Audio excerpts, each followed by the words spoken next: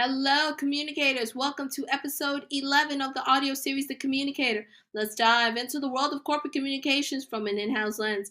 I'm Yesenia Reinoso, your host, and thanks so much for tuning in. If you are new to the show or are a general member, hit that subscribe button. You can also share, like, and comment on this and previous episodes at your disposal. Spread it far and wide, amigos. I'm available on social media, so follow me on Instagram, LinkedIn, and Twitter/X. All my handles are listed in the episode description box below.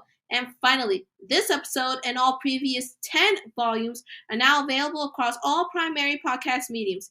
Every new episode comes out on the first and third Mondays of the month, which you can hear on your laptop, mobile, or any portable electronic device. Now that we got all those housekeeping details out of the way, welcome again to episode 11 of The Communicator. I am so happy that we are back in our podcast circles, ready to discuss another core corporate communications concept.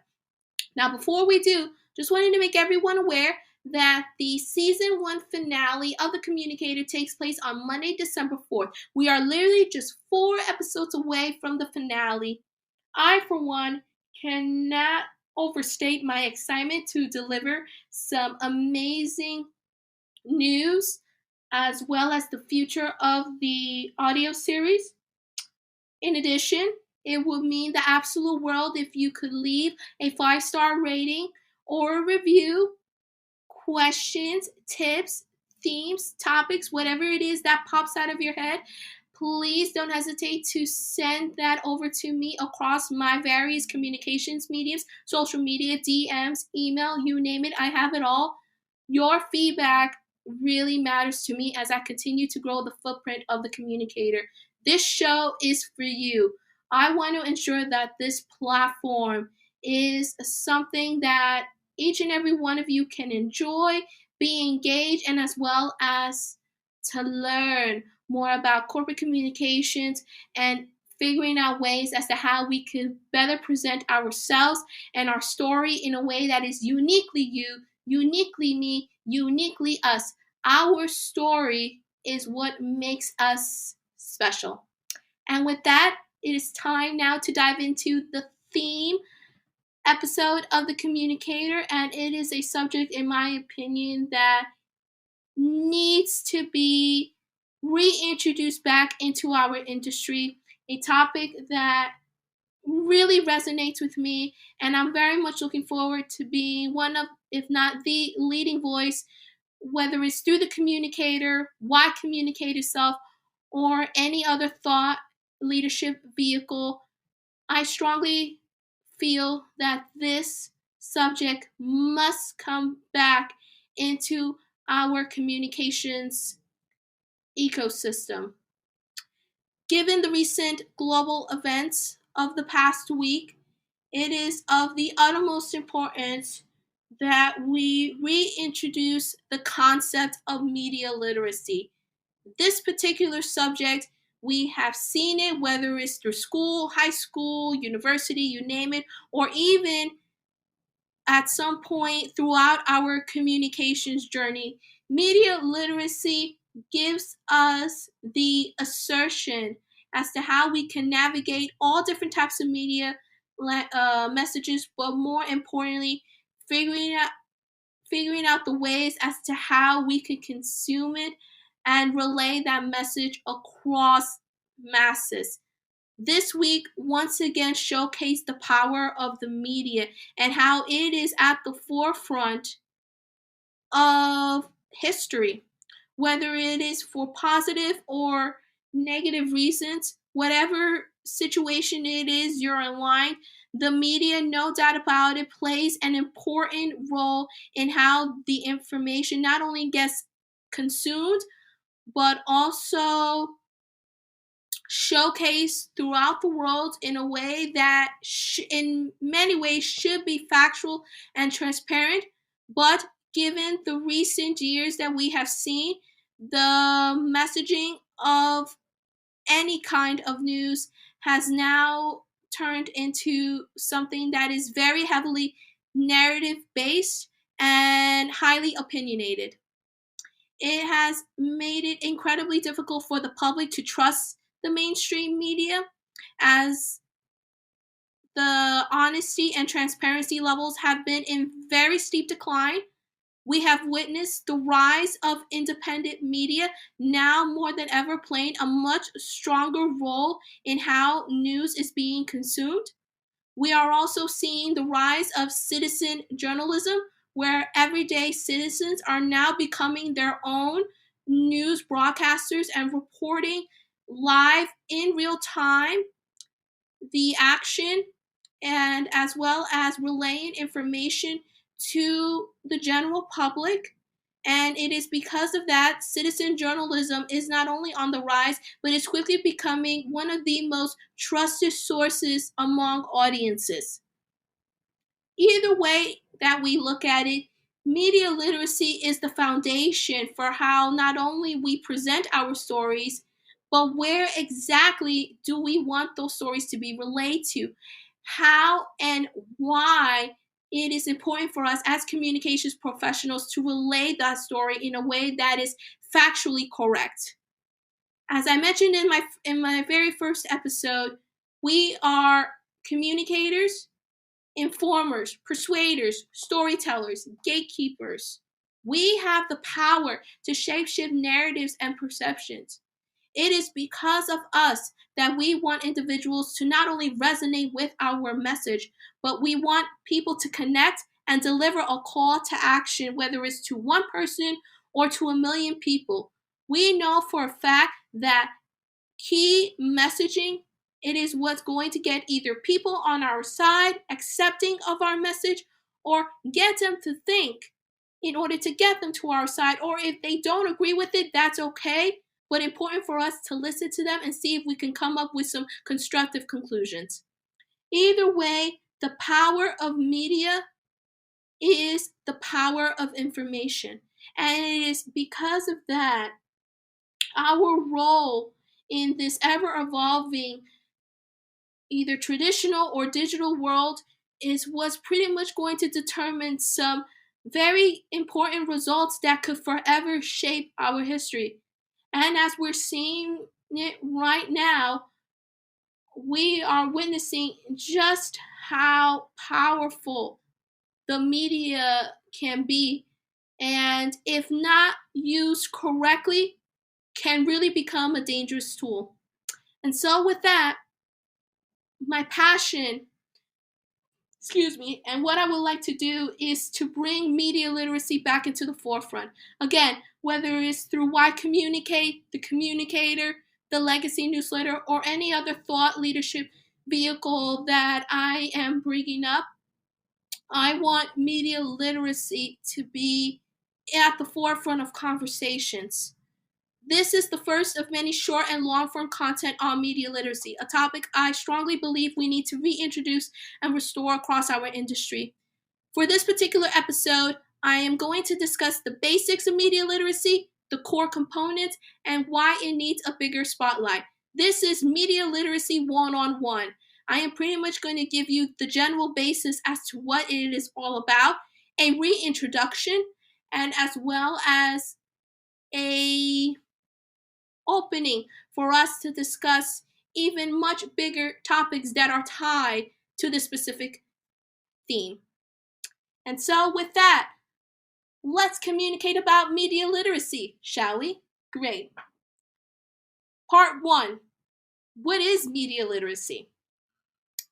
So, the definition of media literacy refers to the ability to access, analyze, evaluate, and critically understand various forms of media, including but not limited to television, film, radio, print, digital, and social media. It involves skills and competencies that enable individuals to navigate media messages' complex and often influential world. Media literacy is very much essential in today's information rich and digitally connected world. It empowers individuals to make informed decisions, resist manipulation, and engage with media content in a way that promotes civic engagement and critical thinking. It is essential for people across all ages growing up in an environment heavily saturated with media messages to help them become more discerning consumers and producers of media content. That is the general definition of what media literacy is.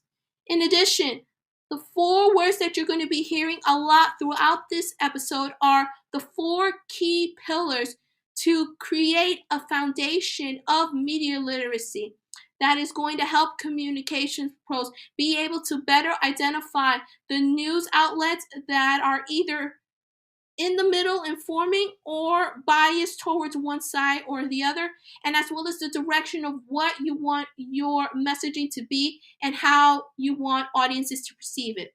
Those 4 pillars are access, analyze, evaluate, and critical thinking. Those 4 pillars are the 4 components, very important, that we are going to be analyzing a lot more. In total, there are 10 core components. As a matter of fact, that is the perfect segue to part 2 of this episode, the core components of media literacy. Media literacy encompasses several core components, as I mentioned, 10 in particular, that may help individuals critically analyze and engage with media content. These core components may vary slightly depending on how media literacy is defined, but most of them generally include, now we dive into the actual components themselves. Core component number 1, access. Finding and accessing media content through various sources and platforms. This core component involves knowing how to navigate media landscapes, locate information effectively, and as well as accessing various sources and platforms. Core component number 2, I should say, analysis. The capacity to deconstruct media messages, including and recognizing elements like framing, bias, propaganda, and persuasive techniques used in media content. This core component analyzes media that helps individuals understand the intended notices and underlying agendas. Core component number 3, evaluation. Accessing the credibility and reliability of sources and the quality of information presented in the media. This core component involves determining whether a source is trustworthy and whether the information presented is accurate and unbiased. Core component number 4, critical thinking. Developing the ability to think critically about media content, questioning assumptions, and understanding the potential impact of media on individuals and society. This core component involves questioning assumptions, seeking evidence, and thinking critically about the messages and information presented in media. Critical thinkers are more likely to resist manipulation and misinformation. This particular core component in particular is so important for so many reasons, but I want to say to everyone, whenever you consume media, don't jump to conclusions. As a matter of fact, I made a notion about it in one of my videos for the short form series, the Y Tips. If you're not following on Instagram, please do so now at y.communicate and watch that video along with the other amazing tips that I have. It is really important, again, to not jump into conclusions. Very important for you to question it, analyze, study what it is all about, ask questions, get a 360 overview as to what exactly this particular headline or point wants to make.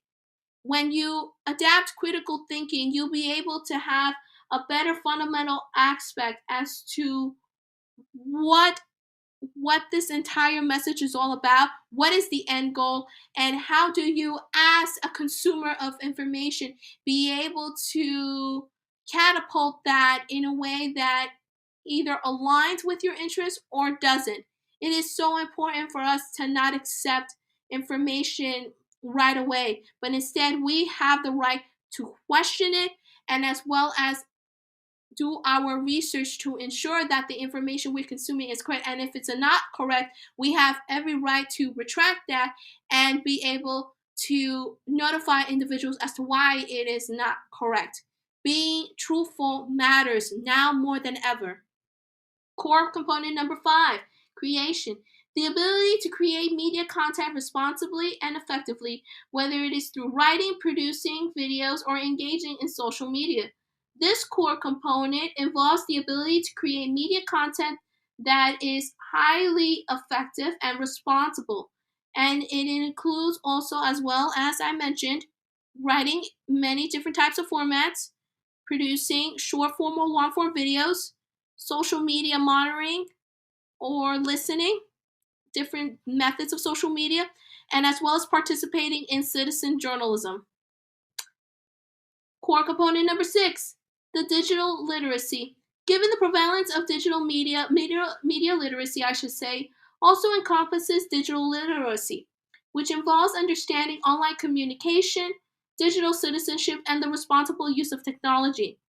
And understanding that is so crucial in today's age. Having digital literacy and encompasses skills related to navigating the internet, using digital tools, understanding online privacy and security, and engaging in responsible online behavior. Core component number 7, ethical considerations. Media literacy also addresses ethical media consumption and production issues. This particular component encourages individuals to consider the ethical implications of the media choices they assume, as well as its actions, such as respecting copyright and avoiding plagiarism. Core component number 8, cultural and social context. Understanding the cultural and social context in which the media is produced and consumed is so essential for media literacy. This includes recognizing how media can be reflective and shape our cultural norms, values, stereotypes, and traditions. Core component number 9, media effects. Media literacy often involves understanding the potential effects of media on individuals and society overall. This includes examining issues such as media violence, the media's impact on body image, and the media's role in shaping public opinion. That last one in particular is incredibly important. Core component number 10, media literacy and civic engagement. Media literacy can also be seen as a tool for civic engagement. It empowers individuals to participate in the democratic process, critically evaluate political messages, and engage in informed discussions about important issues. However, as we have seen in today's world, especially in the political ecosystem, media literacy is not as implemented heavily as such. Unfortunately, we have seen a lot of lying when it comes to political ads, and as well as a lot of misinformation that unfortunately steers voters into the wrong direction. Most of these politicians nowadays unfortunately lie in order to get their message across. And because of today's environment, they use many different tactics, whether it's from the culture war or whatever mistakes the opposite side makes, and they pounce on it to further generate any traction that can potentially persuade the audience in their favor instead of truthfully talking about core policy issues that mean everything to the citizens. Now that we focus on the core components of media literacy, we're now going to shift onto the why component. Why is it important for media literacy to be introduced? Why is it important for media literacy to start having a much bigger footprint?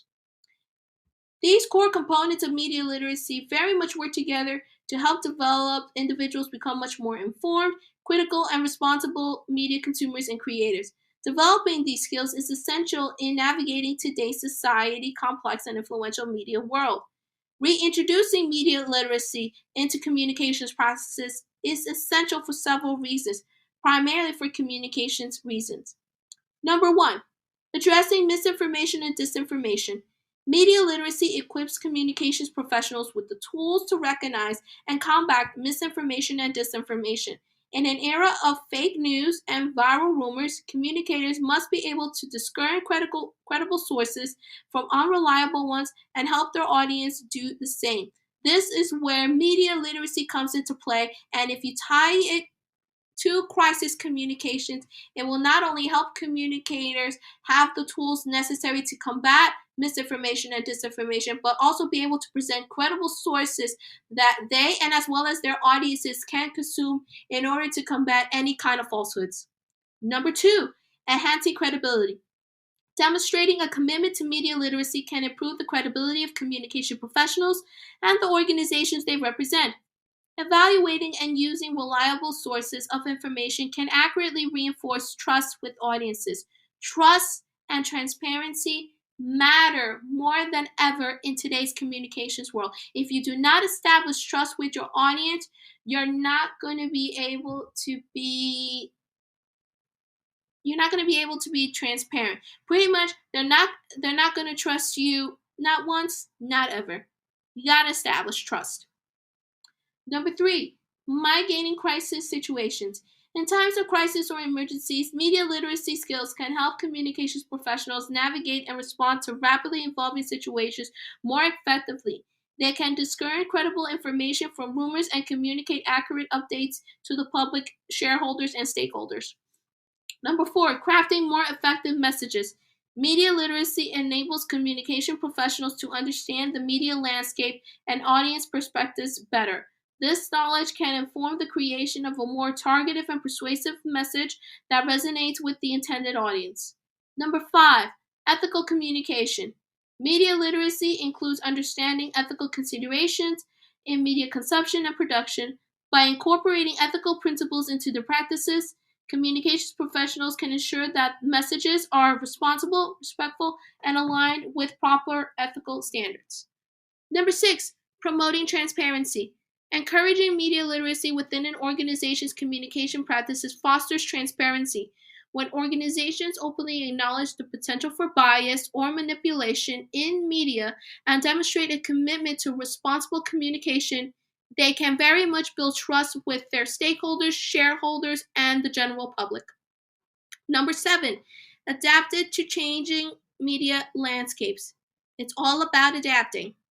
The media landscape continually evolves with new technologies and platforms that are emerging. Media literacy skills help communications professionals stay adaptable and navigate these changes effectively, ensuring their messages remain highly relevant. Number eight, supporting audience engagement. Media literacy encourages active and critical engagement with media content. Communications professionals can leverage this by creating content encouraging our audience participation, discussion, and interaction. You build a stronger you build stronger connections with a wide variety of target audiences. Number nine, advocating for responsible media practices. By promoting media literacy, communications professionals can support responsible media practices within organizations and industries. They can help raise awareness about the importance of accurate, balanced reporting and ethical communication. And finally, number 10, empowering stakeholders. Teaching media literacy skills to stakeholders, shareholders, board of directors, and other prominent individuals that include employees and customers empowers them to be more discerning information consumers. This can reduce the likelihood of misunderstandings, rumors, or misinterpretations that can harm an organization's reputation.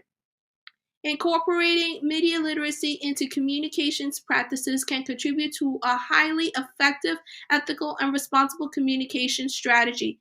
It empowers communication pros to navigate the complexities of today's modern media landscape and fosters trust with their audiences by demonstrating a commitment to truth, accuracy, and responsible information dissemination.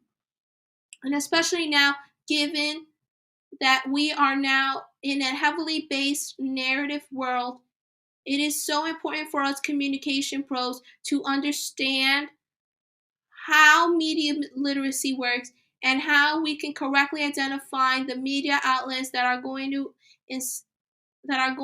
assist us in ensuring that our messaging gets displayed in a proper factual manner. We talked about the importance of transparency.